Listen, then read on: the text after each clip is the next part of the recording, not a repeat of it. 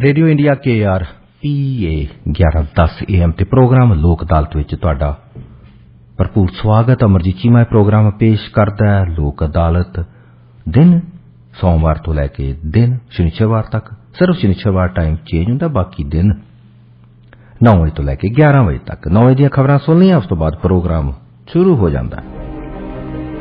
radioindia.ca ते भी साडे नाल तुसीं जुड़ सकदे हो। सोशल मीडिया के पेजिस से जाओ, फेसबुक, ट्विटर, इंस्टाग्राम ते कमेंट करया करो। कॉल कर दिओ 604 592 91 91 ते।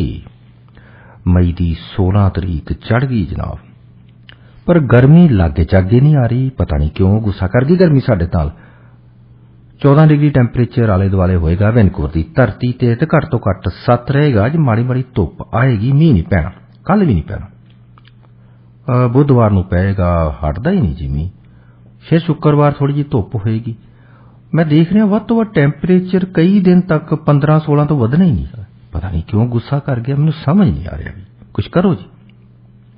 एडमंटन वाले पासे जाइए तो उत्थे ऐतवार नूं, आने वाले ऐतवार नूं 18 डिग्री तक पहुंच जाना। एडमिंटन की गल है जिथे ठंड कड़ाके दी पैंदी है। न्यूयॉर्क दे विच तो बड़ा वधिया मौसम लग रहा जी।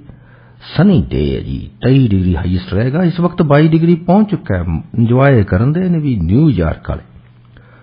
दुनिया के परले पासे चल जाइए तो सिडनी च इस वक्त टैंपरेचर 16 डिग्री है, तो घट तो घट 12 रहेगा जी। चंगा मौसम है।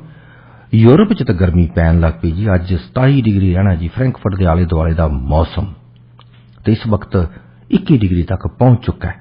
वैगस च बड़ी गर्मी है जी। वैगस च जान का वैसे नज़ारा तो है, पर टैंपरेचर अज हाईएस्ट 30 डिग्री होना जी। सड़ू सड़ू करना जी वैगस ने। पर वैगस किथे, दिने उत्थे घट लोग होंदे, रात सारी तुरे फिरदे। पंजाब च तो हद ही हो गई जी। मौसम 40 किते 48, कहते कई जगह 50 भी टच कर गया। बल्ले बल्ले, बुरा ही हाल होया जी। इन्नी गर्मी किदां लोग सहंदे होणगे, खासकर पंजाब दे।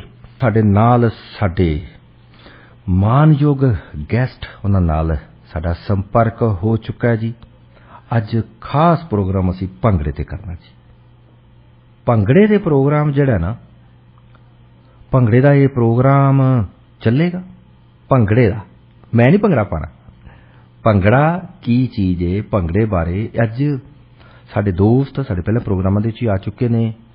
साही साहब साडे नाल जुड़ चुके ने, साही ऑफ डस्का, ते गलबात होएगी भंगड़े दी। भंगड़ा तुसीं किन्ना को भंगड़ा वैसे पसंद करदे हो? बहुत पसंद करदे हो। कैनेडा च इन्ना पसंद किया जाता है। बच्चे बच्चियां दे क्लासेस हुंदियां ने, सिक्ख्या जाता है। मॉडर्न भंगड़ा भी आ गया। बाबर नसरुल्ला खां साही साडे नाल टोरंटो तो असीं उन्हां नाल संपर्क कर लिया जी। रेडियो इंडिया ते उन्हां दा भरपूर स्वागत करदे हां जी। साही साहब नमस्कार, सत श्री अकाल, अस्सलाम वालेकुम। वालेकुम सलाम, नमस्कार, सत श्री अकाल। चीमा साहब की हाल खैरियत नालो? बहुत जी खैरियत जी, बिल्कुल खैरियत। साही साहब बहुत वधिया तुसी लेख लिखिया। मैं तुहाडा लेख लिख के, सुन के, पढ़ के लोकां नूं अगों सुनाया, पढ़िया, मैनूं इन्ना वधिया लगा। ते मैं बड़े चिरां बाद, मैनूं चंगी तरह भंगड़ा पाना मैनूं आउंदा नहीं जी। मैं एवें कहां, मैं भंगड़ा देख के इंजॉय करने वाला बंदा। पर भंगड़े बारे जो तुसी लिखिया, भंगड़े बारे जरूर दसो घट्टो घट कि भंगड़े दी शुरुआत कित्थों हुई, कदों भंगड़ा लोकी पान लग पे। भंगड़ा इहदा जिहड़ा शब्द है, इहदे बारे हुण तां लोकां ने कई हिंदी वाले साडे वाले पासे भांगड़ा ही कहण लग पे ने। पता नहीं क्यों कहिंदे ने, आई डोंट नो। पर भंगड़े बारे जरूर साडे श्रोतिਆਂ नूं दसो साही साहब। जी चीमा साहब, बड़ी मेहरबानी तुहाडी।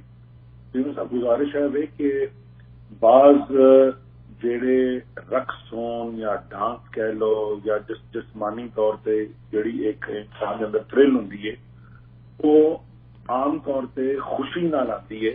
और बहुत सारे जेड़े पुराने रवायती डांस सन या जो रक्स सन, उन्हां दा किसे ना किसे फेस्टिवल नाल या किसे ना किसे उन्हां दा किसे मौके नाल उन्हां दी निस्बत हुंदी है। जिस तरह जेड़ा भंगड़ा है, असल विच हकीकतन जो सच है बेसिकली ये सियालकोटी है। जिन्हों असीं सियालकोटी भंगड़ा भी कहने हैं। और भंगड़े की शुरुआत सियालकोट तो हुई थी। जिस तरह पूरी दुनिया विच जिहड़े किसान ने, जमींदार ने, या साडे आम तौर पर हिंदुस्तान पाकिस्तान में जट कहा जाता है, क्या जट गैर जट जमींदार भी हुंदे ने, ਤੇ ਇਹ ਲੋਕਾਂ ਦੀ ਬਹੁਤ ਸਾਰੇ ਫੈਸਟੀਵਲ ਦੁਨੀਆ ਵਿੱਚ ਕਿਸਾਨਾਂ ਜ਼ਿਮੀਂਦਾਰਾਂ ਨਾਲ ਜੁੜੇ ਹੋਏ ਨੇ। ਜਿਹੜੀ ਬਹੁਤ ਸਾਰੇ ਫੈਸਟੀਵਲ ਹੁੰਦੇ ਸਨ, ਮਵਾਕੇ ਫੈਸਟੀਵਲ ਉਹ ਫਸਲ ਦੀ ਕਟਾਈ ਦੇ ਮੌਕੇ ਤੇ ਹੁੰਦੇ ਸਨ, ਬਾਅਦ ਵਕਤ ਬਿਜਾਈ ਦੇ ਮੌਕੇ ਤੇ ਹੁੰਦੇ ਸਨ। ਔਰ ਉਹਦੇ ਵਿੱਚ ਕਿਉਂਕਿ ਕਟਾਈ ਔਰ ਬਿਜਾਈ ਸਾਈ ਸਾਹਿਬ ਥੋੜੀ ਫੋਨ ਦੇ ਬਿਲਕੁਲ ਕੋਲ ਹੋ ਜਾਣਾ, ਆਵਾਜ਼ ਥੋੜੀ ਘੱਟ। ਮੈਂ ਮਾਊਥਪੀਸ ਆਪਣੇ ਹਾਂਜੀ ਉਹਨੂੰ ਨਾ ਲਗਾਓ, ਉਹਦੇ ਨਾਲ ਆਵਾਜ਼ ਜਿਹੜੀ ਹੈ ਫੈਲ ਜਾਂਦੀ। ਹਾਂਜੀ ਜੀ ਮੈਂ ਥੋੜਾ ਮਖਲ ਕਮਰੇ ਚ ਜਿਹਦੇ ਉਹਦੇ ਵਿੱਚ ਜ਼ਿਆਦਾ ਹੁਣ ਆਵਾਜ਼ ਬਿਹਤਰ ਹੋਈ। ਹਾਂਜੀ ਹੁਣ ਬਿਹਤਰ ਹੋ ਗਈ ਸਰ। ਉਦੋਂ ਮੈਂ ਛੋਟੇ ਜਿਹੇ ਕਮਰੇ ਹਾਂਜੀ ਕੋਈ ਹੁਣ ਅੱਛਾ ਬਹੁਤ ਸਾਰੇ ਕਿਉਂਕਿ ਬਿਜਾਈ ਜਦੋਂ ਵੀ ਫਸਲ ਦੀ ਕਟਾਈ ਹੋਵੇ ਜਾਂ ਬਿਜਾਈ ਹੋਵੇ ਤੇ ਇੱਕ ਐਸਾ ਮੌਕਾ ਹੁੰਦਾ ਹੈ ਜਿਹਦੇ ਉੱਤੇ ਕਾਫੀ ਲੋਕ ਇੱਕ ਜਗ੍ਹਾ ਤੇ ਇਕੱਠੇ ਹੁੰਦੇ ਨੇ ਆਮ ਤੌਰ ਤੇ ਬਿਲਅਮੂਮ ਆਮ ਤੌਰ ਤੇ ਜਦੋਂ ਵੀ ਜੱਟ ਕਿਸਾਨ ਇਕੱਠੇ ਹੁੰਦੇ ਨੇ ਤੇ ਉਹ ਆਪਸ ਵਿੱਚ ਫੂਡ ਪੁਰਾਣੇ ਜ਼ਮਾਨੇ ਦੀ ਗੱਲਾਂ ਮੈਂ ਕਰਨਾ ਪਿਆ ਹੁਣ ਜਿੱਥੇ ਕਿਉਂਕਿ ਭੰਗੜਾ ਸ਼ੁਰੂ ਹੀ ਪੁਰਾਣੇ ਜ਼ਮਾਨੇ ਚ ਹੋਇਆ ਹੈ ਨਾ ਤੇ ਉਹਨੂੰ ਉਸੇ ਐਨਕ ਨਾਲ ਵੇਖਣਾ ਹੈ। ਉਹ ਜਦੋਂ ਲੋਕ ਇੱਕ ਪੈਲੀ ਵਿੱਚ ਜਾਂ ਖੇਤ ਵਿੱਚ ਤਾਦਾਦ ਵਿੱਚ ਇਕੱਠੇ ਹੁੰਦੇ ਸਨ ਉਦੋਂ ਇੱਕ ਦਿਨ ਫੂਡ ਵੀ ਸ਼ੇਅਰ ਕਰਦੇ ਸਨ, ਰੋਟੀ ਵੀ ਸ਼ੇਅਰ ਕਰਦੇ ਸਨ ਇੱਕ ਦੂਜੇ ਨਾਲ ਤੇ ਉਦੋਂ ਉਹਨਾਂ ਦੀ ਨਾਲ ਖੁਸ਼ੀ ਵੀ ਹੁੰਦੀ ਸੀ ਕਿ ਫਸਲ ਵੱਢਨੇ ਪਏ ਆ। ਬੇਸਿਕਲੀ ਭੰਗੜਾ ਜਿਹੜਾ ਹੈ ਇਹ ਕਣਕ ਦੀ ਵਾਢੀ ਵੇਲੇ ਜਿਹਨੂੰ ਸੀ ਕਹਿ ਲਵੋ ਵਿਸਾਖੀ ਦੇ ਵੇਲੇ ਸ਼ੁਰੂ ਹੋਇਆ ਸੀ ਔਰ ਸ਼ੁਰੂ ਹੋਇਆ ਸੀ ਤਕਰੀਬਨ ਪਿੱਛੇ ਜਾਈਏ ਤਕਰੀਬਨ 14ਵੀਂ ਜਾਂ 15ਵੀਂ ਸਦੀ ਵਿੱਚ ਸ਼ੁਰੂ ਹੋਇਆ ਹੈ ਕਈ 100 ਸਾਲ ਪਹਿਲਾਂ ਸਿਆਲਕੋਟ ਦੇ ਪਿੰਡਾਂ ਵਿੱਚ। ਜੀ ਸਿਆਲਕੋਟ ਦੇ ਜਿਹੜਾ ਇਲਾਕਾ ਸੀ ਇਹ ਕਣਕ ਦੀ ਚੰਗੀ ਪੈਦਾਵਾਰ ਸੀ ਇਹਦੀ। ਇੱਕ ਪਾਸੇ ਇਹਨੂੰ ਉੱਤੇ ਕਸ਼ਮੀਰ ਦਾ ਇਲਾਕਾ ਲੱਗਦਾ ਸੀ, ਉਤੋਂ ਬਾਰਿਸ਼ਾਂ ਆਉਂਦੀਆਂ ਸਨ, ਦੂਜੇ ਪਾਸੇ ਇੱਕ ਪਾਸੇ ਰਾਵੀ ਸੀ ਤੇ ਇਹ ਇਲਾਕਾ ਜਿਹੜਾ ਹੈ ਇਹ ਕਣਕ ਦੀ ਪੈਦਾਵਾਰ ਵਾਸਤੇ ਬੜਾ ਚੰਗਾ ਸੀ। ਤੇ ਉੱਥੇ ਜਦੋਂ ਜ਼ਿਮੀਂਦਾਰ ਜੱਟ ਪੈਲੀਆਂ ਵਾਹੁੰਦੇ ਸਨ ਤੇ ਉਸ ਤੋਂ ਬਾਅਦ ਕਣਕ ਦੀ ਵਾਢੀ ਕਰਦੇ ਸਨ ਉੱਥੇ ਫਿਰ ਇਕੱਠੇ ਹੋ ਕੇ ਭੰਗੜਾ ਸ਼ੁਰੂ ਹੋਇਆ ਸੀ ਭੰਗੜਾ। ਤੇ ਇਹਦੀ ਜਿਹੜੀ ਇਹਦੀ ਤਾਰੀਖ ਹੈ ਉਹ ਤੇ ਕੋਈ 500 ਸਾਲ ਪਿੱਛੇ 400-500 ਸਾਲ ਪਿੱਛੇ 15ਵੀਂ 14ਵੀਂ ਸਦੀ ਤੱਕ ਜਾਂਦੀ ਹੈ। ਤੇ ਉਦੋਂ ਲੋਕ ਪੁਰਾਣੇ ਜ਼ਮਾਨੇ 'ਚ ਲੋਕ ਦਾਤਰੀਆਂ ਫੜ ਕੇ ਦਾਤਰੀ ਸਮਝਦੇ ਨਾ ਕਿ ਮੈਂ ਦਾਤਰੀ ਤਾਂ ਸਮਝਦੇ ਹੋਵੋਗੇ? ਨਹੀਂ ਮੈਂ ਤਾਂ ਸਭ ਸਮਝਦਾ, ਸਾਰੇ ਸਮਝਦੇ ਨੇ ਜੀ। ਦਾਤਰੀ ਕਿਹਨੂੰ ਨਹੀਂ ਪਤਾ।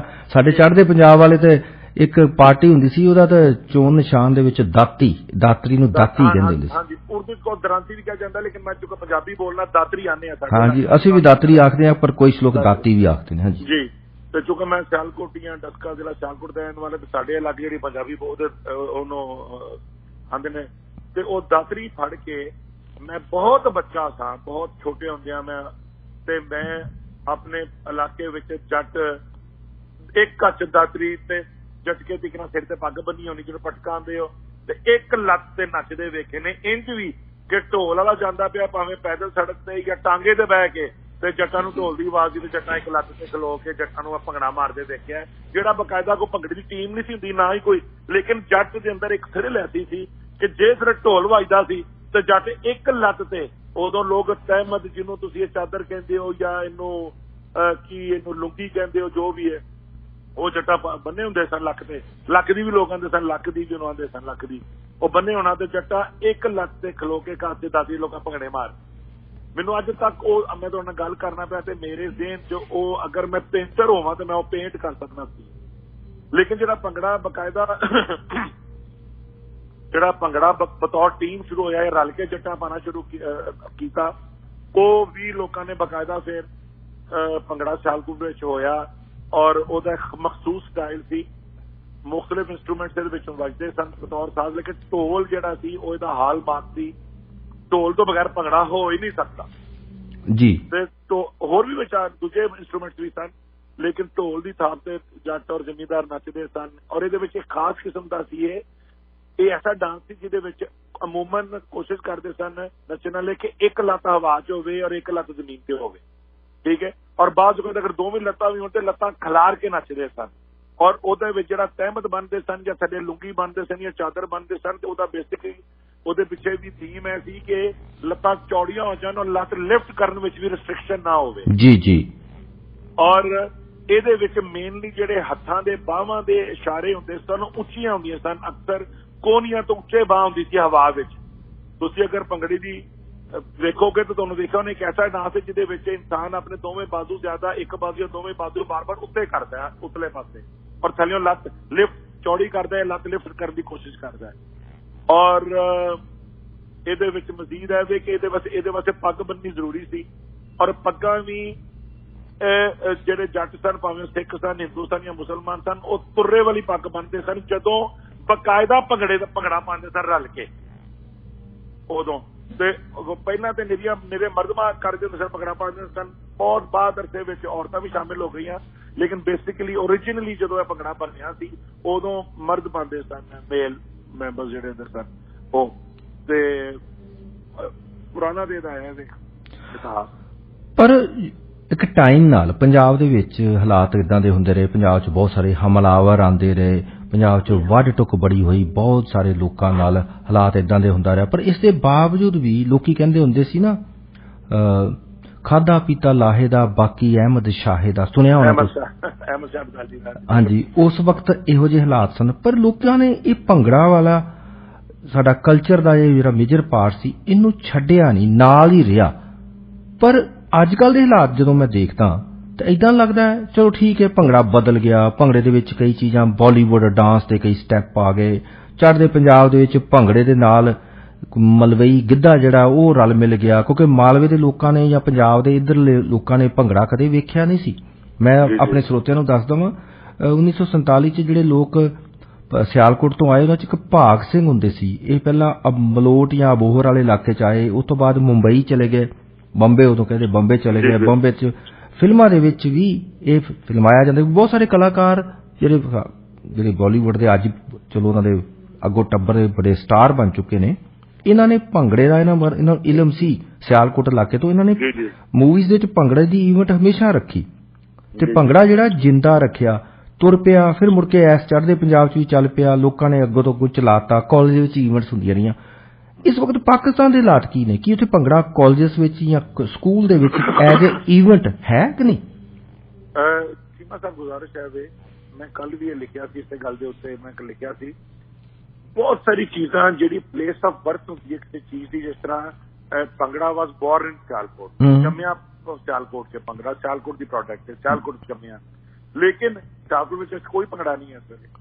ਅਸਲ ਗੱਲ ਹੈ ਵੇ ਚੀਮਾ ਸਾਹਿਬ ਕਿ ਗੁਜ਼ਾਰਿਸ਼ ਹੈ ਵੇ, ਅਸਾਂ ਮੈਂ ਹੁਣ ਕੀ ਦੱਸਾਂ, 1947 ਜਿਹੜੀ ਪਾਰਟੀਸ਼ਨ ਹੈ ਨਾ, ਪਾਰਟੀਸ਼ਨ, ਉਹਦੇ ਸਿਆਸੀ ਅੰਗ ਦੇ ਤੇ ਮੈਂ ਗੱਲ ਨਹੀਂ ਕਰਨਾ ਚਾਹੁੰਦਾ, ਇਸ ਵੇਲੇ ਤੁਹਾਡਾ ਮੇਰਾ ਦੋਵਾਂ ਦਾ ਮੌਜੂ ਨਹੀਂ ਹੈ ਜੀ, ਲੇਕਿਨ ਇਹਨੇ ਕਲਚਰਲ ਔਰ ਟ੍ਰੈਡੀਸ਼ਨ ਸਨ ਔਰ ਕਲਚਰ ਨੂੰ ਬਹੁਤ ਨੁਕਸਾਨ ਪਹੁੰਚਾਇਆ, ਬਹੁਤ। ਸਭ ਤੋਂ ਵੱਡੀ ਗੱਲ ਹੈ ਕਿ ਸਾਡੇ ਸਿਆਲਕੋਟ ਅਸੀਂ ਰਹਿੰਦੇ ਸਾਂ, ਸਾਡੇ ਪਿਓ ਦਾਦੇ ਸਾਰੇ ਉਹ ਜੱਟ, ਮੁਸਲਮਾਨ, ਸਿੱਖ ਜਿਹੜੇ ਸਨ, ਉਹ ਮਤਲਬ ਜੱਟਾਂ ਵਿੱਚ ਮੁਸਲਮਾਨ ਸਿੱਖ ਵੀ ਸਨ, ਥੋੜੇ ਜਿਹੇ ਹਿੰਦੂ ਵੀ ਸਨ, ਰਲ ਮਿਲ ਕੇ ਰਹਿੰਦੇ ਸਨ। ਜਿਹੜੇ ਗੈਰ ਜੱਟ ਵੀ ਸਨ ਉਹ ਵੀ ਰਲ ਮਿਲ ਕੇ ਰਹਿੰਦੇ ਸਨ। ਇਹ ਸਾਰੀ ਜਿਹੜਾ ਕਲਚਰ ਸੀ ਉਹ ਮਿਕਸਡ ਕਲਚਰ। ਹੁਣ ਭੰਗੜੇ ਦੇ ਉੱਤੇ ਕੁਛ ਹੁਣ ਇਸ ਵੇਲੇ ਭੰਗੜਾ ਅਗਰ ਸੱਚ ਦੇਖਿਆ ਜਾਏ ਤਾਂ ਦੁਨੀਆ ਵਿੱਚ ਬੇਸਿਕਲੀ ਜ਼ਿਆਦਾ ਸਿੱਖ ਪਾਉਂਦੇ ਨੇ, ਠੀਕ ਹੈ ਜੀ, ਸਿੱਖ ਪਾਉਂਦੇ ਨੇ, ਭਾਵੇਂ ਇੰਡੀਆ 'ਚ ਪਾਉਣ ਜਾਂ ਕੈਨੇਡਾ, ਅਮਰੀਕਾ, ਇੰਗਲੈਂਡ ਵਿੱਚ ਵੀ ਪਾਉਣ, ਉਹ ਸਿੱਖ ਨੇ। ਲੇਕਿਨ ਕਿਆ ਭੰਗੜਾ ਕੱਲਿਆ ਸਿੱਖਾਂ ਨੇ ਬਣਾਇਆ ਸੀ ਜਾਂ ਇਹਦਾ ਨਾਮ ਕੋਈ ਸਿੱਖਾਂ ਨਾਲ ਸੀਤਿਆ ਹੋਇਆ ਸੀ? ਨਹੀਂ। ਹੋਇਆ ਹੈ ਕਿ ਜਦੋਂ ਹੁਣ ਸਿਆਲਕੋਟ ਵਿੱਚੋਂ ਜ਼ਿਆਦਾ ਹਿੰਦੂ ਤੇ ਸਿੱਖ ਜਿਹੜੇ ਸਨ ਉਹ ਮਾਈਗ੍ਰੇਟ ਕਰਕੇ ਤੁਹਾਡੇ ਕੋਲ ਹੁਸ਼ਿਆਰਪੁਰ ਔਰ ਗੁਰਦਾਸਪੁਰ ਔਰ ਜਲੰਧਰ ਔਰ ਅੰਮ੍ਰਿਤਸਰ ਗਏ ਸਨ। ਉਹਨਾਂ ਇਲਾਕਿਆਂ ਵਿੱਚ ਫਿਰ ਇਹ ਭੰਗੜਾ ਸਿਆਲਕੋਟ ਹੋ ਗਿਆ। ਸਾਡੇ ਕੋਲ ਇਹ ਹੋਇਆ ਹੈ ਕਿ ਜਦੋਂ ਪਾਰਟੀਸ਼ਨ ਹੋਈ ਤੇ ਪਾਰਟੀਸ਼ਨ ਨੇ ਇੱਕ ਐਸਾ ਮੁਲਕ, ਅਗਰ ਸਿਆਸੀ ਤੌਰ ਤੇ ਇੱਕ ਛੋਟੀ ਤਕਸੀਮ ਹੋਵੇ ਵੱਖਰੀ ਗੱਲ ਹੈ, ਜਗਰਾਫੀ ਤੌਰ ਤੇ, ਇਹ ਮਜ਼ਹਬ ਦੇ ਨਾਮ ਤੇ ਤਕਸੀਮ ਹੋਈ ਇਹ ਜਿਹੜੀ ਦੋਵਾਂ ਮੁਲਕਾਂ ਦੀ, ਜਾਂ ਇੱਕ ਮੁਲਕ ਦੋ ਸੀਗੇ, ਉਹਦੇ ਵਿੱਚ ਬਹੁਤ ਸਾਰੀ ਚੀਜ਼ਾਂ ਮਜ਼ਹਬ ਨਾਲ ਬਣ ਵੀ ਗਈਆਂ। ਹੁਣ ਸਾਡੇ ਕੋਲ ਬਹੁਤ ਸਾਰੇ ਮਾਮਲੇ ਐਸੇ ਨੇ ਜਿਹੜੇ ਕਲਚਰ ਖਤਮ ਹੋ ਗਿਆ। ਮਸਲਨ ਜਦੋਂ ਕਣਕ ਦੀ ਵਾਢੀ ਹੁੰਦੀ ਸੀ ਵਿਸਾਖੀ ਤੋਂ ਵੇਲੇ, ਉਦੋਂ ਜੱਟ ਆਪਣੇ ਘਰਾਂ ਤੋਂ ਬਾਅਦ ਕਣਕ ਦੇ ਸਿੱਟੇ, ਜਿਹਨੂੰ ਉਰਦੂ ਵਿੱਚ ਉਹ ਕੋਸ਼ੇ ਕਹਿੰਦੇ ਨੇ, ਉਸ ਕਣਕ ਦੇ ਸਿੱਟੇ ਜੱਟ ਆਪਣੇ ਜਿਹੜੀ ਹੁੰਦੀ ਸੀ ਬਾਹਰ ਦੀ ਬੂਹੇ ਦੇ ਉੱਤੇ ਉਹ ਕੀ ਲਾਉਂਦੇ ਨੇ, ਕੁੰਡੀ, ਉਹਦੇ ਨਾਲ ਬਣਦੇ ਹੁੰਦੇ ਸਨ 2-4 ਸਿੱਟੇ, ਠੀਕ ਹੈ। ਇਹ ਬੇਸਿਕਲੀ ਰੱਬ ਦਾ ਸ਼ੁਕਰ ਹੁੰਦਾ ਸੀ ਕਿ ਰੱਬਾ ਸ਼ੁਕਰ ਹੈ ਫਸਲ ਘਰ ਆਈ ਹੈ। ਉਹ ਸਭ ਚੀਜ਼ਾਂ ਖਤਮ ਹੋ ਗਈਆਂ ਨੇ, ਲੇਕਿਨ ਇਹ ਸਾਰੀ ਚੀਜ਼ਾਂ ਮੈਨੂੰ ਮੇਰੇ ਵਾਲਿਦ ਸਾਹਿਬ ਨੇ, ਬਜ਼ੁਰਗਾਂ ਨੇ ਦੱਸੀਆਂ। ਤੇ ਉਹ ਜਿਹੜਾ ਭੰਗੜਾ ਜਦੋਂ ਹੋਇਆ ਤੇ ਸਾਡੇ ਕੋਲ ਪਾਕਿਸਤਾਨ ਦੇ ਵਿੱਚ ਬਾਅਦ ਮਜ਼ਹਬੀ ਐਕਸਟ੍ਰੀਮਿਸਟ ਐਸੇ ਆ ਗਏ ਕਿ ਔਰ ਉਹਨਾਂ ਦਾ ਰਾਜ ਵੀ ਆ ਗਿਆ ਔਰ ਉਹਨਾਂ ਦੀ ਤਾਕਤ ਹੋ ਗਈ ਕਿ ਸਾਡੇ ਸਰਕਾਰੀ ਲੋਕ ਉਹਨਾਂ ਦੇ ਥੱਲੇ ਹੋ ਗਏ। ਤੇ ਇਨ ਦਾ ਨੇਮ ਆਫ ਰਿਲੀਜਨ ਦੇ ਵਿੱਚ ਕਿ ਇਹ ਭੰਗੜੇ ਨੂੰ ਡਿਸਕਰੇਜ ਕੀਤਾ ਗਿਆ। ਕੀ ਕਿਹਾ ਗਿਆ ਭੰਗੜੇ ਬਾਰੇ, ਕੀ ਕਿਹਾ ਗਿਆ, ਐਗਜ਼ੈਕਟ ਸ਼ਬਦ ਕਿਹੜੇ ਕਹੇ? ਜਿਵੇਂ ਕੋਈ ਇਸਲਾਮ ਦੇ ਖਿਲਾਫ ਹੈ ਜਾਂ ਇਸਲਾਮ ਦੀ ਇਜਾਜ਼ਤ ਨਹੀਂ ਦਿੰਦਾ। ਹੁਣ ਦੇਖੋ ਇਹ ਕਿਸੇ ਨੇ ਫਤਵਾ ਜਾਰੀ ਕੀਤਾ, ਮਤਲਬ ਓਵਰਆਲ ਅਗਰ ਫਤਵਾ ਨਹੀਂ ਵੀ ਕਈ ਲੋਕਾਂ ਫਤਵਾ ਜਾਰੀ ਕੀਤਾ ਵੀ ਹੋਵੇਗਾ, ਮੈਂ ਨਹੀਂ ਕਹਿੰਦਾ, ਮੈਂ ਮਤਲਬ ਤੁਸੀਂ ਮੇਰਾ ਫਤਵਾ ਨਾ ਲੈ ਲਿਆ ਕਿ ਬਾਬਰ ਨੇ ਕਹਿਤਾ ਕਿ ਫਤਵਾ ਜਾਰੀ ਕੀਤਾ। ਫਤਵਾ ਨਾ ਵੀ ਜਾਰੀ ਕੀਤਾ, ਡਾਇਰੈਕਟਲੀ ਔਰ ਇਨਡਾਇਰੈਕਟਲੀ ਨੂੰ ਡਿਸਕਰੇਜ ਕੀਤਾ ਕਿ ਨੱਚਣਾ ਜਿਹੜਾ ਨੱਚਣਾ ਜੀ। ਹੁਣ ਤੁਸੀਂ ਦੇਖੋ ਬਾਤ ਚੀਜ਼ਾਂ, ਹੁਣ ਅੱਜ ਦੇਖੋ ਅਰਬੀ ਨੇ ਠੀਕ ਹੈ ਜੀ, ਜਿੱਥੋਂ ਸਾਡਾ ਮਤਲਬ ਇਸਲਾਮ ਤੁਰਿਆ ਸਾਊਦੀ ਅਰਬ ਤੋਂ, ਹੋਲੀ ਪ੍ਰੋਫਿਟ ਰਸੂਲੁੱਲਾਹ ਉੱਥੇ, ਹੁਣ ਉੱਥੇ ਅੱਜ ਤੱਕ ਤਲਵਾਰਾਂ ਵਾਲਾ ਡਾਂਸ ਕਰਦੇ ਨੇ। ਉਹਨਾਂ ਨੇ ਨਹੀਂ ਆਖਿਆ ਤਲਵਾਰਾਂ ਵਾਲਾ ਡਾਂਸ ਜਿਹੜਾ ਘੁੰਮ ਕੇ ਸਰਦਾਰ ਕਰਦੇ ਨੇ ਕਿ ਬਾਹਾਂ 'ਚ ਬਾਹਾਂ ਪਾ ਕੇ ਨੰਗੀਆਂ ਤਲਵਾਰਾਂ ਦੇ ਨਾਲ, ਉਹਨੂੰ ਨਹੀਂ ਕਿਹਾ ਗਿਆ ਕਿ ਇਹ ਹਰਾਮ ਹੈ। ਅਸੀਂ ਉਹ ਇਸਲਾਮ ਆਪਣੇ ਆਪ ਤੇ ਬਹੁਤਾ ਨਾਫਜ਼ ਕਰ ਲਿਆ ਜਿਹੜਾ ਸਾਊਦੀ ਅਰਬ ਉਹਨਾਂ ਇਲਾਕੇ 'ਚ ਨਾਫਜ਼ ਹੋਇਆ ਨਹੀਂ, ਜਿਸ ਹਿਸਾਬ ਨਾਲ ਨਾਫਜ਼ ਕਰ ਲਿਆ।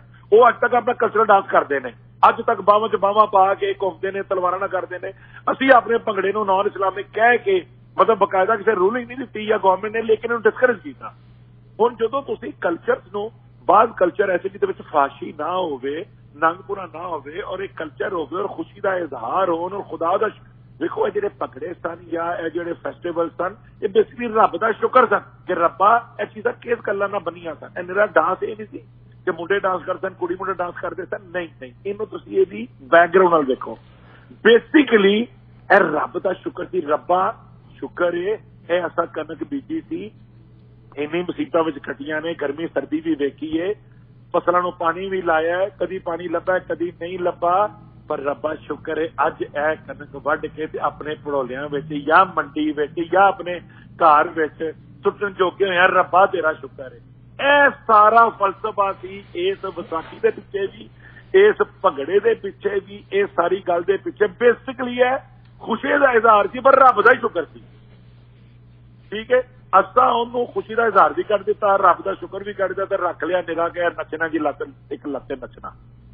ਜਦੋਂ ਤੁਸੀਂ ਕਲਚਰ ਦੀ ਉਹ ਚੀਜ਼ਾਂ ਜਿਹੜੀ ਫਾਸ਼ੀ ਨਹੀਂ ਫੈਲਾਉਂਦੀਆਂ, ਗੰਦ ਨਹੀਂ ਫੈਲਾਉਂਦੀਆਂ, ਬਲਕਿ ਮਾਸ਼ਰੇ ਵਿੱਚ ਪੀਸ ਔਰ ਹਾਨੀ ਰੱਖਦੀਆਂ ਨੇ, ਜਦੋਂ ਤੁਸੀਂ ਉਹ ਕੱਢੋਗੇ ਔਰ ਨੌਜਵਾਨਾਂ ਜਾਂ ਜਵਾਨਾਂ ਮੁੰਡਿਆਂ ਨੂੰ ਮਨਾ ਕਰੋਗੇ ਉਹਨਾਂ ਚੀਜ਼ਾਂ ਹਿੱਸਾ ਲੈਣ ਵਿੱਚ, ਫਿਰ ਉਹ ਆਪਣੀ ਕੈਲਰੀਜ਼ ਬਰਨ ਕਰਨ ਵਾਸਤੇ ਐਕਸਟ੍ਰੀਮਿਸਟ ਵੀ ਬਣਨਗੇ, ਚੋਰ ਵੀ ਬਣਨਗੇ, ਬਦਮਾਸ਼ ਵੀ ਬਣਨਗੇ। ਬਿਲਕੁਲ ਠੀਕ ਹੈ।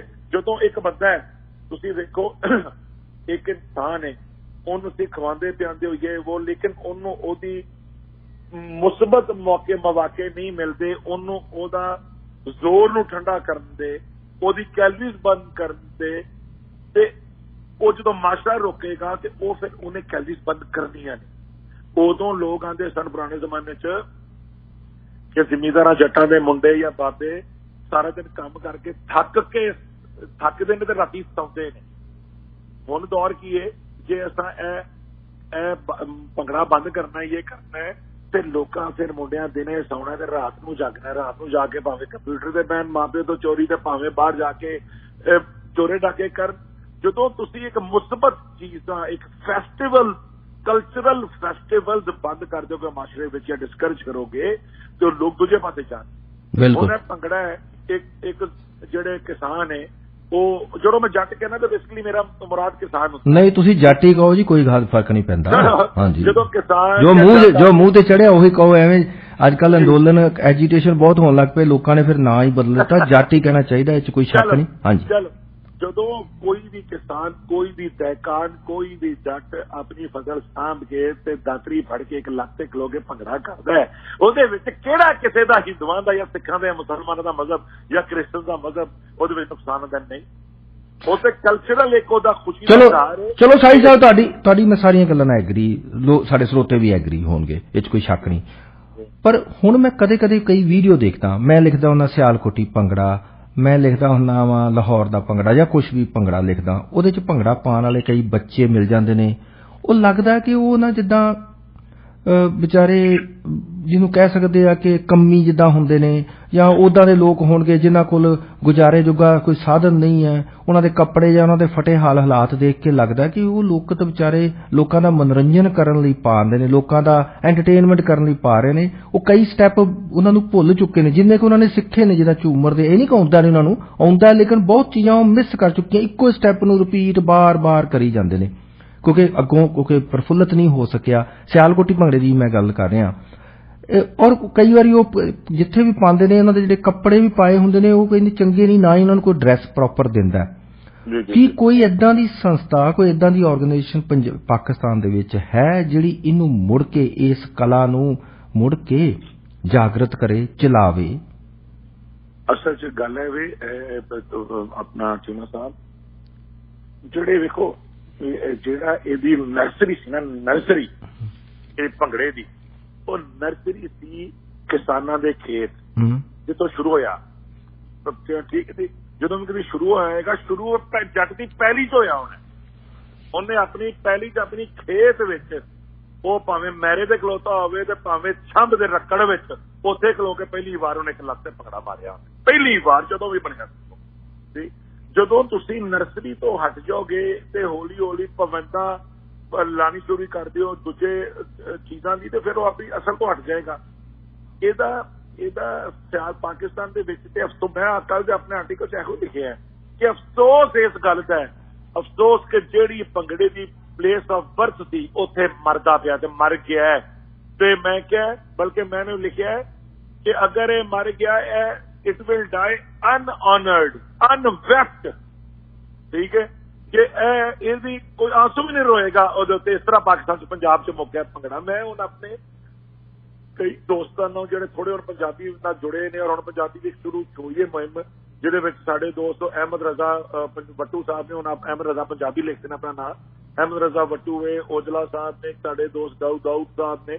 ਉਹਨਾਂ ਨੂੰ ਮੈਂ ਕਹਿਣਾ, ਇਹਨਾਂ ਨੇ ਪੰਜਾਬੀ ਤੇ ਲਿਖਣਾ ਸ਼ੁਰੂ ਕੀਤਾ ਹੈ। ਟਾਈਪੀ ਜੋ ਮੈਨੂੰ ਮੈਸੇਜ ਕਰਦੇ ਨੇ ਉਹ ਵੀ ਪੰਜਾਬੀ 'ਚ ਲਿਖ ਕੇ ਕਰਦੇ ਨੇ। ਤੇ ਇਹਨਾਂ ਨੂੰ ਮੈਂ ਇਨਸ਼ਾਅੱਲਾ ਹੁਣ ਵੀ ਕਹਾਂਗਾ ਕਿ ਇਹਨੂੰ ਗੱਲ ਨੂੰ ਪ੍ਰਮੋਟ ਕਰਨ। ਔਰ ਬੜੀ ਉਹ ਵਾਕਈ ਹੀ ਜਿਹੜੇ ਅਹਿਮਦ ਰਜ਼ਾ ਪੰਜਾਬੀ ਸਾਹਿਬ ਨੇ, ਅਹਿਮਦ ਰਜ਼ਾ ਵੱਟੂ ਸਾਹਿਬ, ਉਹ ਬਹੁਤ ਕੋਸ਼ਿਸ਼ ਕਰਦੇ ਨੇ ਪੰਜਾਬੀ ਵਿਚਾਰ ਦੇ ਉੱਤੇ। ਉਹਨਾਂ ਨੇ ਇੱਕ ਆਰਗੇਨਾਈਜੇਸ਼ਨ ਵੀ ਬਣਾਈ ਹੈ, ਮੈਂ ਤੁਹਾਨੂੰ ਕਿਸੇ ਦਿਨ ਉਹਨਾਂ ਦਾ ਨੰਬਰ ਦਿਆਂਗਾ, ਤੁਸੀਂ ਉਹਨਾਂ ਨਾਲ ਗੱਲ ਕਰਿਆ ਜੇ ਉਹਨਾਂ ਨਾਲ। ਜੀ, ਉਹ ਬਹੁਤ ਬੰਦਾ, ਜੇ ਸਹੀ ਬੰਦਾ ਹੈ, ਪੀਰ ਨਾਲ ਬੰਦਾ ਕੰਮ ਕਰਦਾ ਹੈ ਪੰਜਾਬੀ ਦੇ ਤੋਂ ਬੰਦਾ ਕਰਦਾ ਉਹ ਬੰਦਾ। ਤੇ ਉਹਨਾਂ ਨੂੰ ਮੈਂ ਗੁਜ਼ਾਰਿਸ਼ ਕਰਾਂਗਾ ਇਸ ਗੱਲ ਨੂੰ ਕਰਨ। ਲੇਕਿਨ ਗਵਰਨਮੈਂਟ ਆਫ ਪੰਜਾਬ ਨੂੰ ਇਹ ਚਾਹੀਦਾ ਹੈ, ਦੇਖੋ ਤੁਹਾਡੇ ਕੋਲ ਇੰਡੀਆ ਵਿੱਚ ਚਲੋ ਥੋੜਾ ਬਹੁਤ ਅਗਰ ਤੁਸੀਂ ਕਹਿੰਦੇ ਹੋ ਭੰਗੜੇ ਦੀ ਸ਼ਕਲ ਬਦਲ ਗਈ ਹੈ ਜਾਂ ਸਟਾਈਲ ਬਦਲ ਗਿਆ ਹੈ, ਉਹ ਕਿ ਕਿਸੇ ਨਾ ਕਿਸੇ ਸੂਰਤ ਵਿੱਚ ਜ਼ਿੰਦਾ ਤੇ ਹੈ ਨਾ। ਕਿਸੇ ਗਲਤੀ ਨੂੰ ਅਗਰ ਕੋਈ ਚੀਜ਼ ਹੋਏਗੀ ਤਾਂ ਉਹਨੂੰ ਠੀਕ ਕਰੋਗੇ, ਅਗਰ ਇੱਕ ਚੀਜ਼ ਹੋਏਗੀ ਨਹੀਂ ਤਾਂ ਉਹਨੂੰ ਠੀਕ ਹੀ ਕਰੋਗੇ, ਤਾਂ ਮਾਦੂਮ ਹੋ ਜਾਏਗੀ, ਖਤਮ ਹੋ ਜਾਏਗੀ ਜੀ। ਤੇ ਹੁਣ ਤੁਹਾਡੇ ਕੋਲ ਕਾਲਜਾਂ ਵਿੱਚ, ਯੂਨੀਵਰਸਿਟੀ ਵਿੱਚ ਭੰਗੜੇ ਦੀ ਟੀਮਾਂ ਨੇ, ਮੁਕਾਬਲਾ ਹੁੰਦਾ ਭੰਗੜੇ ਦਾ ਜੀ। ਤੁਹਾਡੇ ਕੋਲ ਟੀਮਾਂ ਬਣੀਆਂ ਨੇ, ਮੁਖਤਲਿਫ ਰੰਗ ਦੇ ਕੱਪੜੇ ਪਾਉਂਦੇ ਨੇ, ਮੈਂ ਵੇਖਦਾ। ਸਾਡੇ ਕੋਲ ਟੀਮ ਹੀ ਕੋਈ ਨਹੀਂ ਤਾਂ ਮੁਕਾਬਲਾ ਕੀ ਹੋਣਾ? ਠੀਕ, ਮੈਂ ਸਮਝਦਾ ਕਿ ਸਾਡੇ ਜਿਹੜਾ ਢੋਲ ਕਲਚਰ, ਹੁਣ ਵੇਖੋ ਤੁਸੀਂ ਭੰਗੜੇ ਦਾ ਪੁੱਛੋ, ਲੋਕਾਂ ਨੂੰ ਪਤਾ ਹੀ ਨਹੀਂ ਕਿ ਇਹਦੇ ਵਿੱਚ ਢੋਲ, ਇਹਦਾ ਬੇਸਿਕਲੀ ਇਹਦਾ ਜਿਹੜਾ ਹਾਲ ਮਾਰਕ ਉਹ ਤੇ ਢੋਲ ਹੈ। ਢੋਲ ਤੋਂ ਬਗੈਰ ਤਾਂ ਭੰਗੜਾ ਹੋ ਹੀ ਨਹੀਂ ਸਕਦਾ, ਜਿਸ ਤਰ੍ਹਾਂ ਦੁਲਹਨ ਤੋਂ ਬਗੈਰ ਵਿਆਹ ਨਹੀਂ ਹੋ ਸਕਦਾ। ਲੇਕਿਨ ਇਹਦੇ ਵਿੱਚ ਹੋਰ ਵੀ ਸਨ, ਇਹਦੇ ਵਿੱਚ ਅਲਗੋਜ਼ੇ ਸੀ, ਚਿਮਟਾ ਸੀ, ਧੱਜ ਸੀ। ਠੀਕ ਹੈ ਜੀ, ਇਹਦੇ ਵਿੱਚ ਇੱਕ ਉਹ ਛੱਪ ਸੀ ਜਿਹਨੂੰ ਛੱਕਾ ਆਉਂਦੇ ਸਨ, ਲੱਕੜ ਜੀ ਬਣੀ ਹੁੰਦੀ ਹੈ, ਉਹ ਸੀ। ਮੁਖਤਲਿਫ ਸਾਜ਼ ਵੱਜਦੇ ਸਨ। ਹੁਣ ਲੋਕਾਂ ਨੂੰ, ਅੱਜ ਕੱਲ੍ਹ ਦੇ ਲੋਕਾਂ ਨੂੰ ਪੁੱਛੋ, ਇਹ ਸਾਜ਼ ਭੰਗੜੇ ਵੱਜਦੇ ਉਹਨਾਂ ਨੂੰ ਪਤਾ ਹੀ ਨਹੀਂ।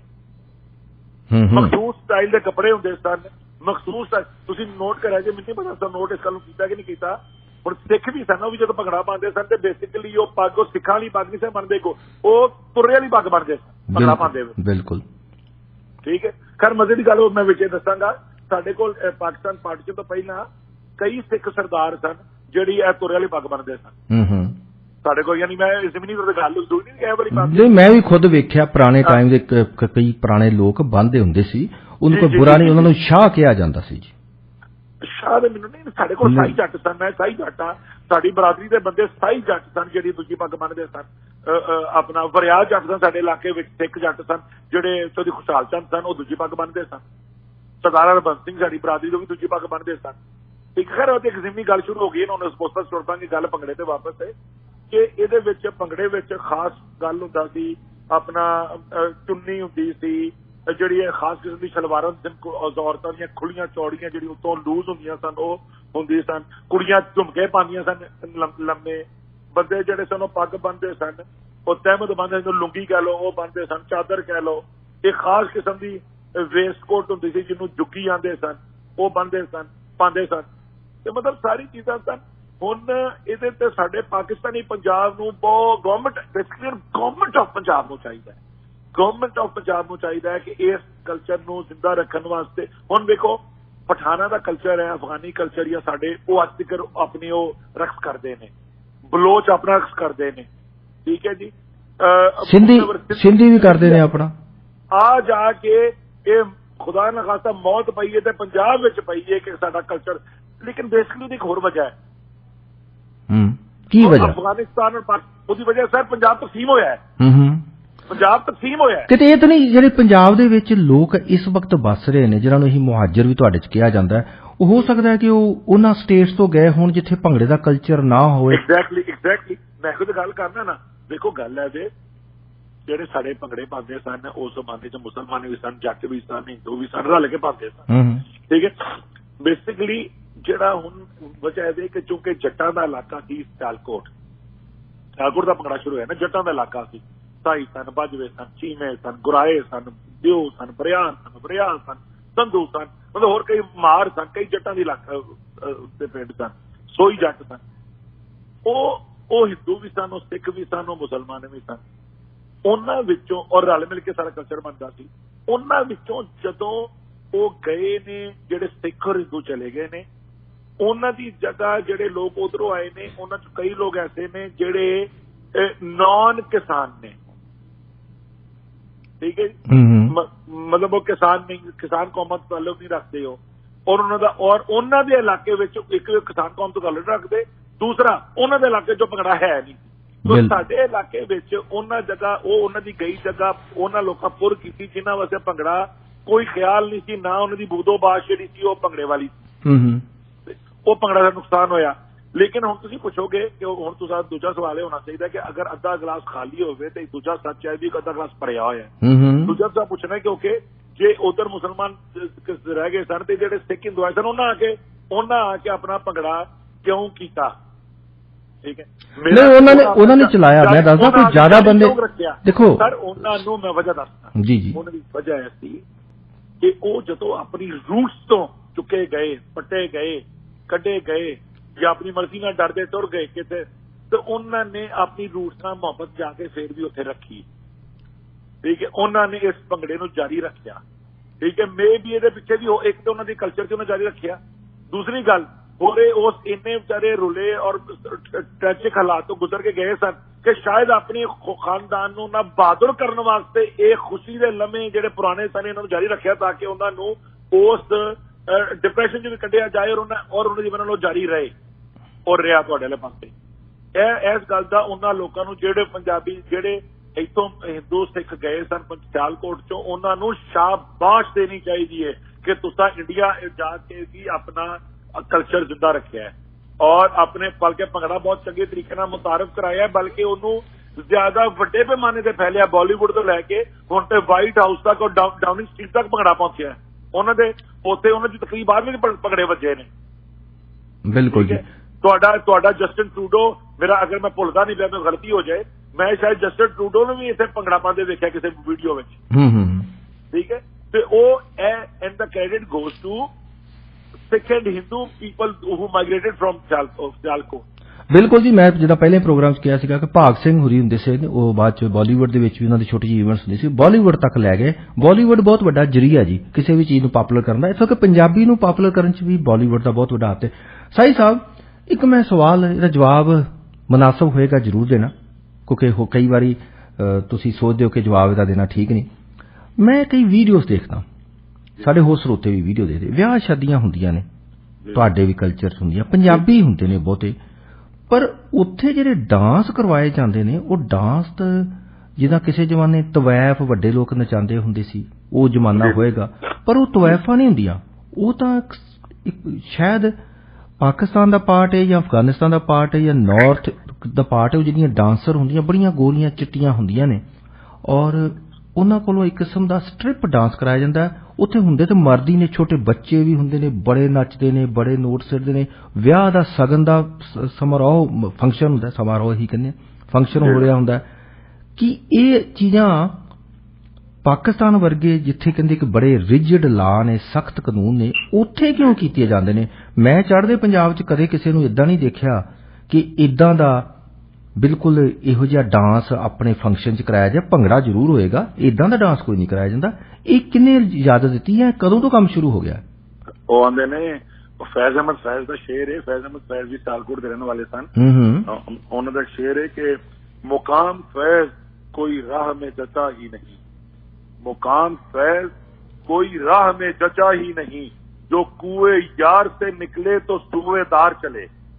गल है वे कि असा ऐसा बड़ा जेन्युइन सवाल किया है कि असी भंगड़ा ते पाबंदी अगर सरकारी तौर पर नहीं भी लाई, वैसे खत्म करता जानबूझ के लुको के खत्म करता। हाँ जी डिस्करेज किया, लेकिन दूजे पासे जिहड़ा वे तुसां फोश और गंदा और नंगा डांस अपने विआहां विच लोकां नूं पे करके लिया के उन्हां नूं करांदे हो, बिल्कुल ठीक गल है। लेकिन मैं तुहानूं दसना कि मैं हुण साडा खानदान है, असीं प्यो दादिओं कदी साडे खानदान विच अज नहीं होया गया है नच गाने होण या बुलाए जाण, शुरू तो पुछ तो कदी भी नहीं। पुराने जमाने जो जिमीदारां दा ते वड्डे उदों भी नहीं है। एक ते असल कुछ गल है कि कुछ लोकां दे लोक कल्चर नहीं है, है ते फाशी है, ठीक है। This is not our culture. है दौरे कितों आ गया है और बाज नौ दौलतियां दा इजहारे अपनी दौलत का इजहार करन दा उन्हां नूं देखो गल है वे उन्हां कोल ओ पैसा गवांढी भावें भुख नाल मर जाए उन्होंने 500 रुपया नहीं देना, ओदा कफन पाने वाला को नहीं देना, लेकिन एहो जी अपने घर 5 लाख रुपया दे के एक टीम सद के डांस करा के रिकॉर्ड करा के आना मैं 5 या 10 लाख लाया पुत्र के ब्याह के उत्ते सिर्फ डांसर नूं दिता सी।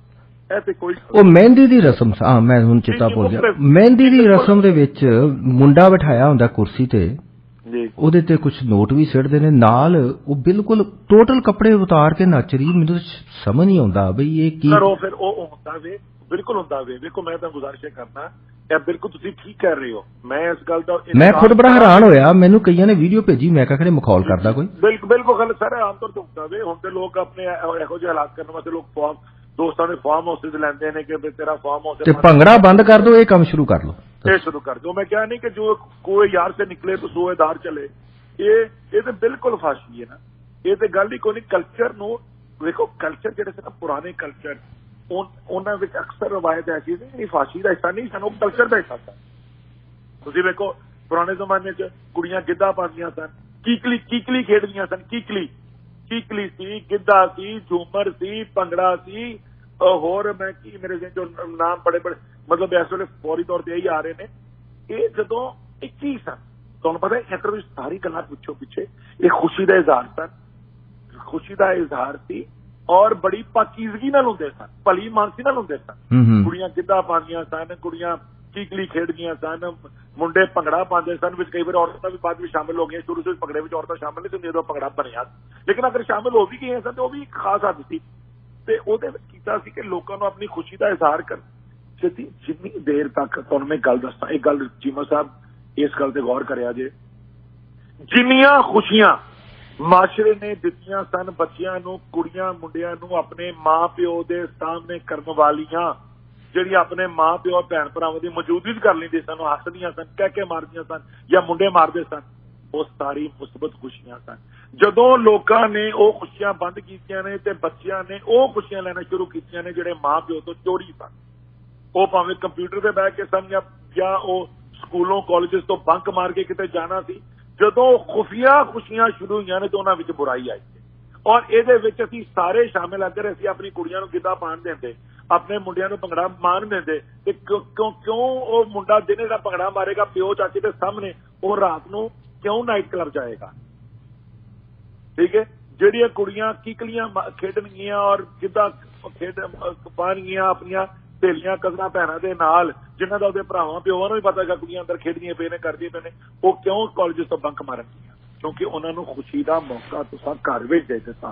जदों असीं कल्चरल फेस्टिवल्स और कल्चरल इवेंट्स नूं स्नब करांगे और in the name of religion या in the name of any तुसीं कोई होर रिस्ट्रिक्शन, उदों ही काम खराब होएगा। बिल्कुल ठीक है। तुसीं जेहड़ियां और खास तौर ते तुसीं देखो जितने इवेंट्स जेहड़े सन वो किसानां दियां फसलां दी बजाई वेले या कटाई वेले उन्हां दे नाल जुड़े होए सन। ओहदे बड़े ही मुस्बत फेस्टिवल सन, विसाखी सी, दूजी सी, मेले हुंदे सन, वो किन्ने ओहदे पाकीज़ा चीज़ां सन। ठीक है, ਉਹਦੇ ਕੋਈ ਉਹ ਜਦੋਂ ਲੋਕਾਂ ਨੂੰ ਮੁੰਡਿਆਂ ਨੂੰ ਮੇਲਿਆਂ ਤੋਂ ਦੂਰ ਕਰਦਾ, ਮੁੰਡੇ ਐਕਸਟ੍ਰੀਮਿਸਟ ਵੀ ਬਣ ਗਏ, ਮੁੰਡੇ ਟੈਰਰਿਸਟ ਵੀ ਬਣ ਗਏ, ਮੁੰਡੇ ਚੋਰ ਵੀ ਬਣ ਗਏ, ਮੁੰਡੇ ਬਦਮਾਸ਼ ਵੀ ਬਣ ਗਏ।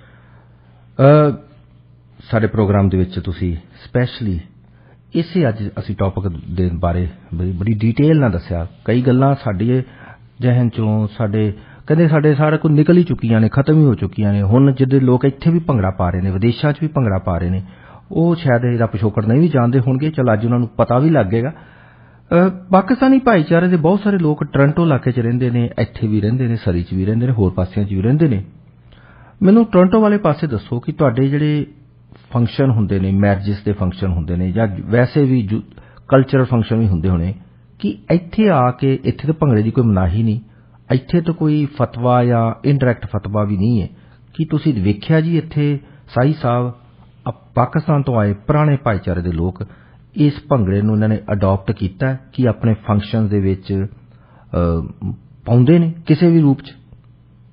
ਚੀਮਾ ਸਾਹਿਬ, ਮੈਂ ਜਿਹੜੀ ਸੱਚੀ ਗੱਲ ਕਰਾਂਗਾ, ਮੈਂ ਹਾਲੇ ਤੱਕ ਜਿਹੜੇ ਵਿਆਹਾਂ ਤੇ ਗਿਆ ਵਾਂ ਉੱਥੇ ਤੇ ਮੈਂ ਭੰਗੜੇ ਨਹੀਂ ਵੇਖੇ।